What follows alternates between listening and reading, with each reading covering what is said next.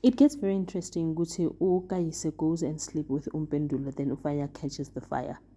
Like angazi ubaba kaFanyana, every time when there's something going wrong emndenini, uFanyana is always that go-to place where ubaba wakho will just unleash the anger to him even if angenzanga lutho. Uthi Fanyana bekwazi lento yenzakala, uFanyana uzokwazi kanjani ukuthi abantu benze ucansi? Like how was he going to know? But then anyway, so ubaba khe sekakwatile ke akasazi ukuthi khiphe inzondo yakhe kubani. He then decided that he was going to go to Sakhile ayombonisa. Athi mafika lapho uSakhile was not even about it.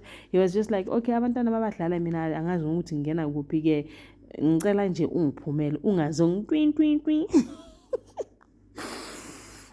So, ladies and gentlemen, as you can already see, we're going to be reviewing Smoke and Mirrors. Sanibonani absheni molweni minjani?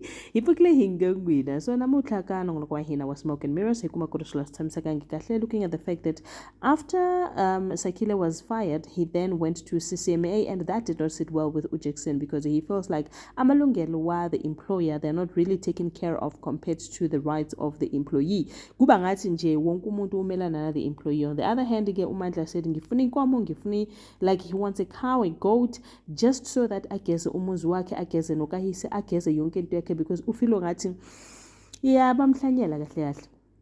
So on the other hand, Virginia decided to go and visit Jackson because she actually does not understand how did it come about that the depot iwele Jackson under what condition, because they were not even friends like that. What explain Jackson what after Umteto ahambile, I became in the best of Bomba, and then Caesar decided that he was going to give me the depot. So if when I understand, I'm just going to give you a paper lasa sign on one, then you can just double check if the signature was fake or true. Then after that, when uzobona ukuthi from lapho ihambisa kanjani ke Umpendulo ke bekuthiwa useboda, ushuthi uzwelethu akasebenzanga ngale ndlela leyo, because Umpendulo bamtholile eborder, and I don't know if he's arrested as yet. While on the other hand, Umamiki washa waikepela ngozwelethu, and she is making sure she's eating good, she must get the BBL balm, and I think Uzwelethu is not really interested.